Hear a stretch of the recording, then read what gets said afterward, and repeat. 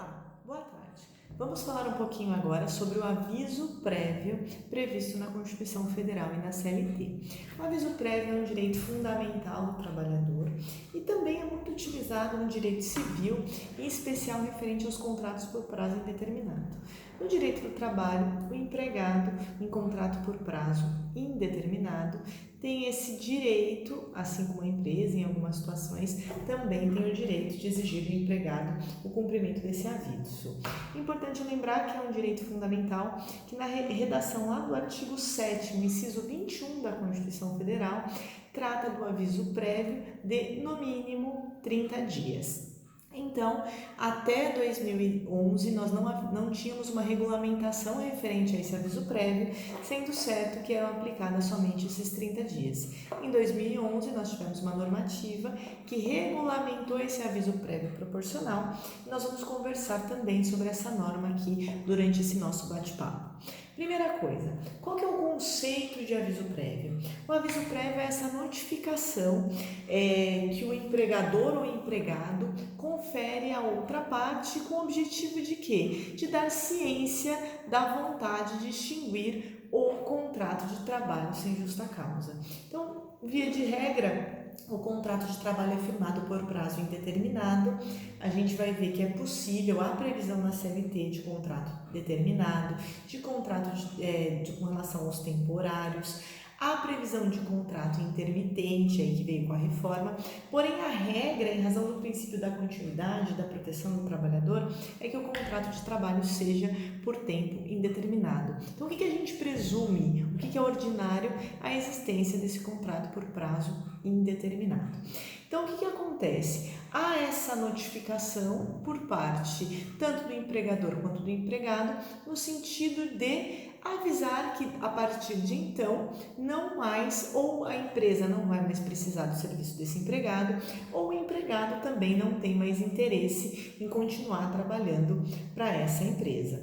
E aí o que a gente tem? A gente tem embora seja um aviso prévio, um instituto típico dos contratos por prazo indeterminado, segundo a súmula 163 da CLT, há possibilidade de pagamento de aviso prévio nas rescisões antecipadas de contratos de experiência, na forma do artigo 481 aí da CLT, e a gente está falando um pouquinho da súmula 163, ok? Mas a exceção, como eu sempre digo, só confirma a regra, que é a do cabimento do aviso prévio nos contratos por prazo indeterminado. Então, o que acontece? Se o empregador quer dispensar sem justa causa o empregado, ele deve comunicá-lo com antecedência referente a essa vontade. O contrário também é verdadeiro. Se o empregado não mais deseja trabalhar para o empregador, ele deve fazer essa comunicação. A gente tem algumas outras modalidades de dispensa que nós ainda vamos conversar, como a dispensa indireta. Nesse caso, fato príncipe a gente também tem, e também nos casos de cessação da atividade da empresa, também é devido o aviso prévio nos termos da súmula 44 do TST. Quanto tempo? Cristiane, bacana, você já me disse que há a obrigatoriedade da concessão desse aviso e qual o prazo. Então, a gente tem uma previsão na Constituição de um prazo de no mínimo 30 dias de aviso prévio. Então, o que acontece?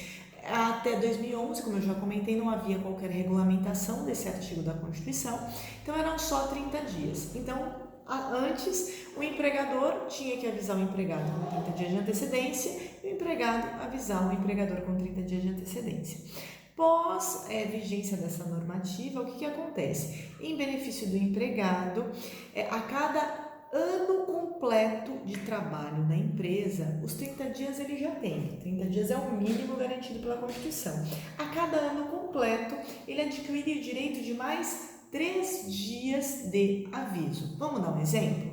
Então, o trabalhador exerceu sua atividade, o trabalhador empregado, exerceu suas atividades para o empregador por 1 ano e 1 mês. O empregador pretende dispensar esse empregado. Qual que é o prazo do aviso? O prazo do aviso é de 33 dias. Como ele trabalhou 1 ano e 1 mês, 1 ano até 1 ano é sempre 30 dias e a cada ano completo, mais 3 dias. Cristiane, se o empregado trabalhou 11 meses e meio na empresa, ele tem direito a uma proporcionalidade? O TST entendeu que não.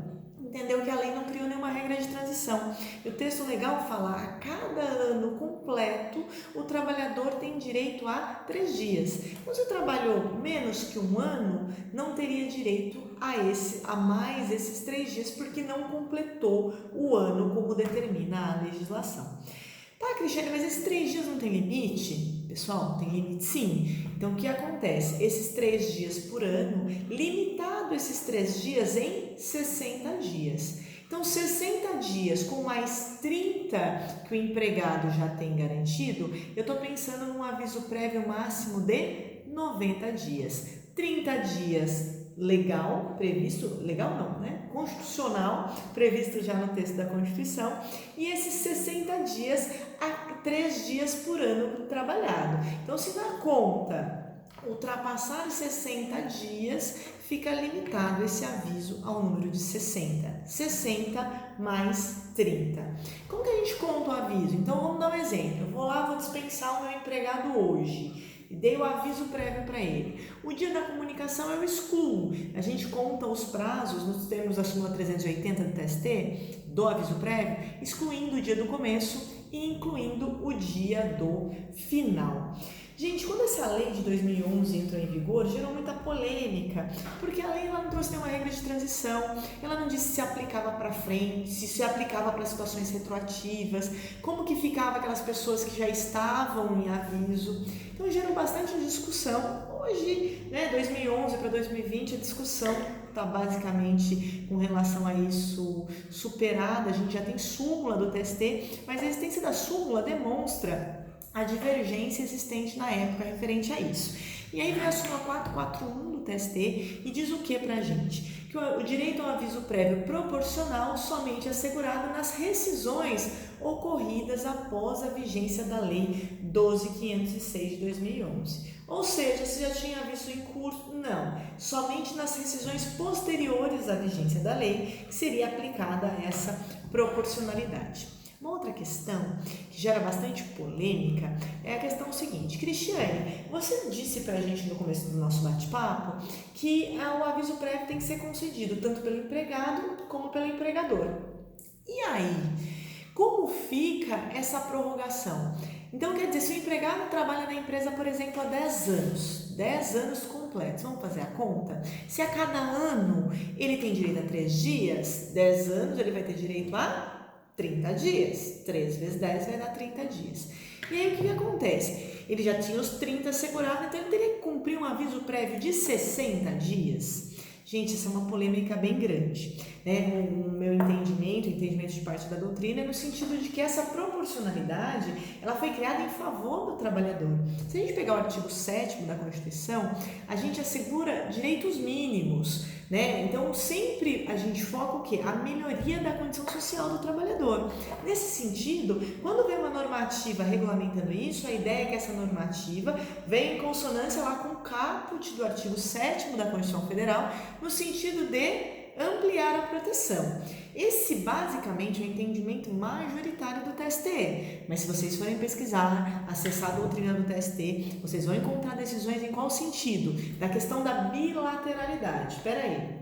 Se eu tenho um aviso prévio proporcional em favor do empregado, eu também teria que ter um aviso prévio proporcional em favor do empregador, tá? Mas é importante que vocês saibam a existência dessa divergência e aí a gente coloca o nosso posicionamento e cada um de vocês faça a reflexão, leia a doutrina, pesquise a jurisprudência do TST para chegar a uma conclusão referente ao assunto, tá?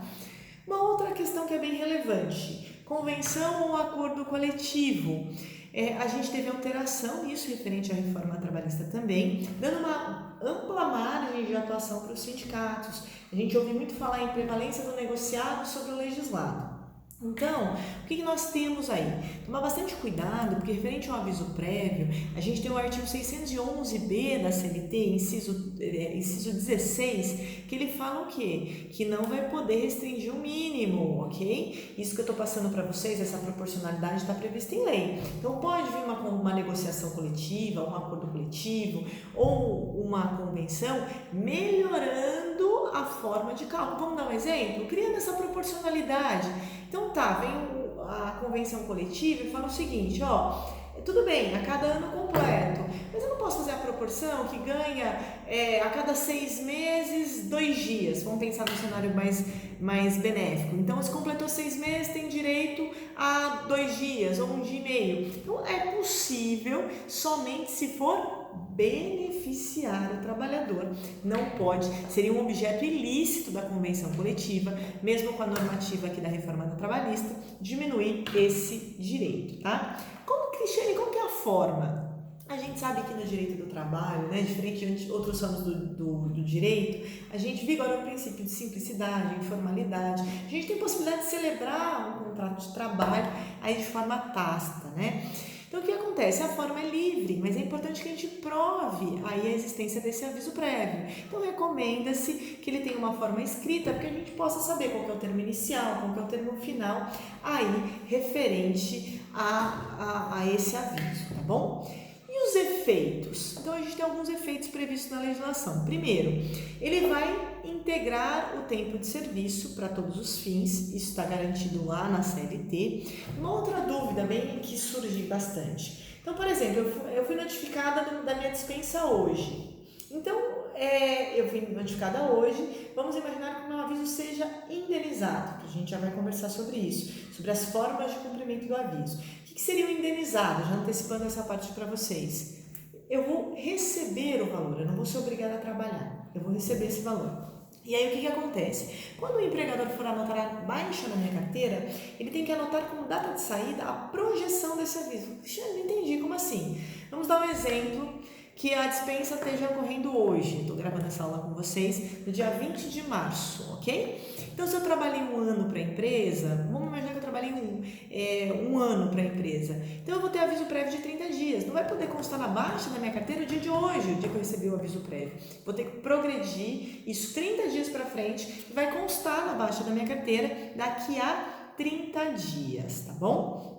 E também, se eu precisar ingressar uma reclamação trabalhista contra o meu empregador, a gente está falando aqui de prescrição, mas já só para fazer o gancho, o termo inicial da prescrição é o término do aviso, não é a data da minha comunicação aí de dispensa. Outra questão, no curso do aviso houve reajuste lá da categoria, tá? Teve um reajuste, maravilha, eu vou ter que receber esse reajuste, ok? Eu tenho direito.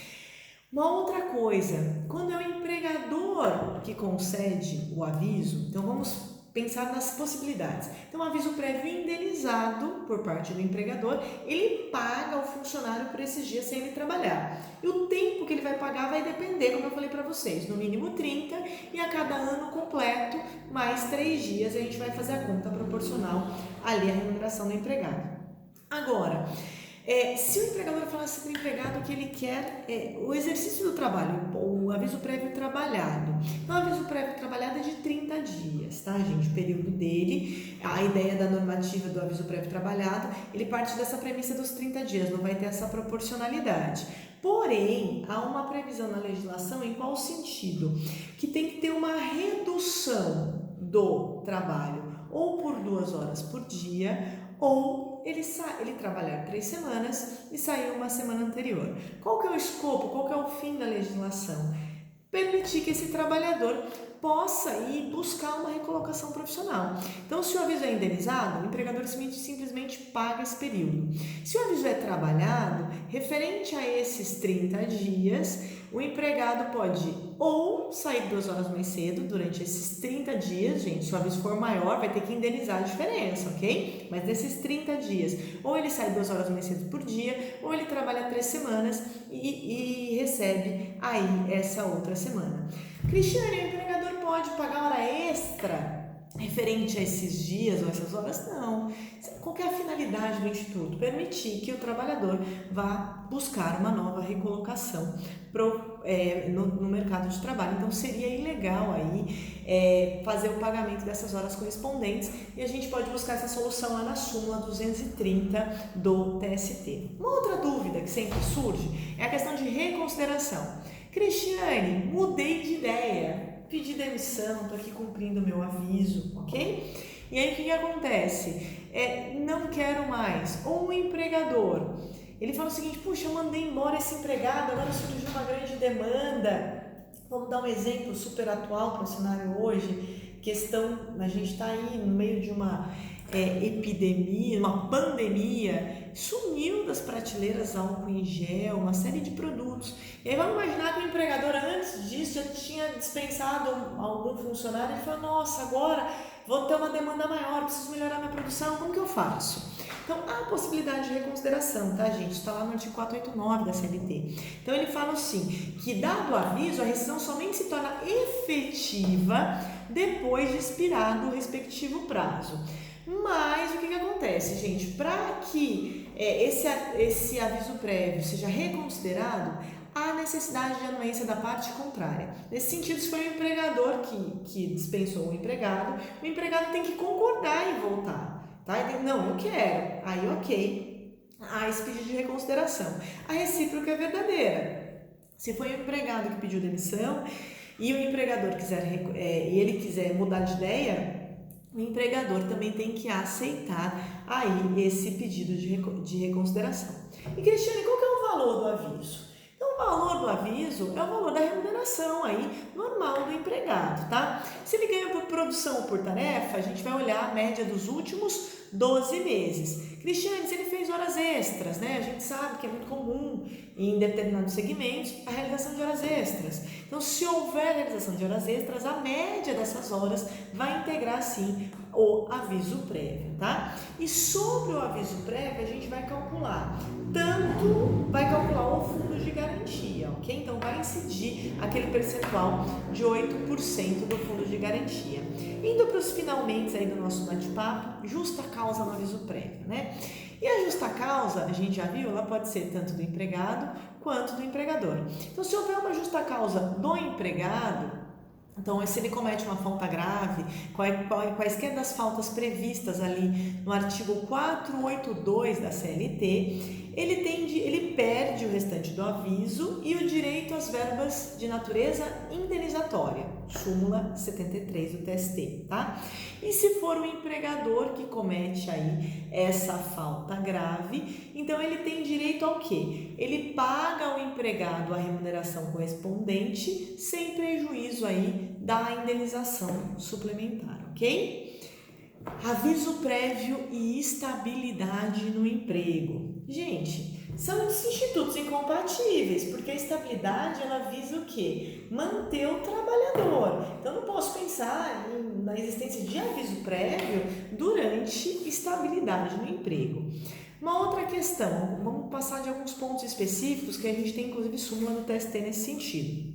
Primeiro, registro de candidatura de dirigente sindical durante o período do aviso. Vou dar um exemplo para vocês. Então, o empregado foi notificado do aviso prévio e, após essa notificação, ele registra a sua candidatura como dirigente sindical. Então, a gente vai aprender que o dirigente sindical, ele tem estabilidade desde o registro da candidatura até aí depois do término do mandato dele, que nós vamos trabalhar isso em outro momento.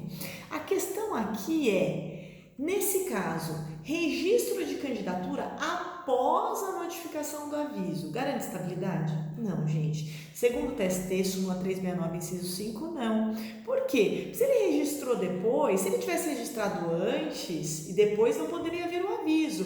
Porque daí a gente poderia imaginar que a dispensa do empregador teria um caráter obstativo, no sentido de impedi-lo aí de participar dessa eleição. Agora, se isso vale para o empregador, também vale para o empregado. Ele não pode, depois de notificado ali do aviso, se candidatar e manter a estabilidade, porque ele já tinha ciência disso. Você percebe que a dispensa do empregador Nesse sentido, segundo o TST, não teve o intuito de fraudar aí a garantia constitucional de estabilidade para o dirigente sindical. Outra questão importante, confirmação de gravidez durante o período do aviso prévio garante à trabalhadora a estabilidade no emprego. Gente, bastante cuidado com isso, por quê? Porque eu estou falando de avisos prévios que muitas vezes podem ser longos, pensando nessa projeção do aviso. Cristiane, e se durante o curso do aviso prévio há o gozo do benefício de auxílio doença, né? Então aí a gente tem uma questão e temos até uma súmula, que é a súmula 371. Então ela fala o seguinte, da projeção do aviso prévio em caso de auxílio, porque o auxílio doença, o que acontece com o contrato de trabalho? O contrato de trabalho em caso de auxílio doença, ele é suspenso. Lembra, dos 15 primeiros dias, quem faz esse pagamento é o empregador, então nos 15 primeiros dias há uma interrupção do contrato de trabalho e a partir do 16º dia, o empregado é encaminhado à Previdência Social, que vai ser submetido a uma perícia e aí, do ponto de vista do empregador, há uma suspensão do contrato, porque ele para de receber do empregador e começa a receber de quem? Lá da Previdência Social. Então, se após a notificação do aviso ele ficar em gozo de benefício de auxílio-doença, isso, na verdade, não vai obstar a dispensa, mas ela vai ser travada, vai suspender e os efeitos dela somente ocorrerão após o término do auxílio.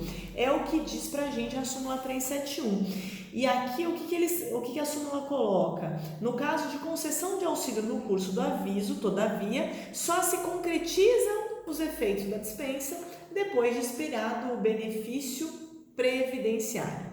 Uma questão específica tratada na CLT referente ao professor, tá? Nós temos uma súmula 10 do TST. Então, os professores, a gente sabe que tem direito às férias escolares, recesso. Esses direitos do professor não afasta o direito ao aviso prévio, ok? Então, o professor também aí tem direito ao aviso prévio. E uma outra possibilidade que a gente ouve muito falar é o seguinte, eu já contei para vocês as duas possibilidades de aviso, ou é o aviso trabalhado ou é o aviso indenizado. Cristiane, aviso cumprido em casa, não tem previsão na CLT, ou ele é trabalhado ou ele é indenizado, ok? Então isso não há previsão na CLT. Uma outra coisa, se o empregado ele pede demissão no trabalho, ele tem o dever legal de cumprir esse aviso por no mínimo 30 dias. Se ele não cumprir esse aviso, o valor correspondente a esse aviso pode ser descontado das suas verbas rescisórias. A gente vai conversar sobre quais seriam as verbas rescisórias devidas aos empregados em caso de pedido de demissão, não é objeto do nosso bate-papo agora.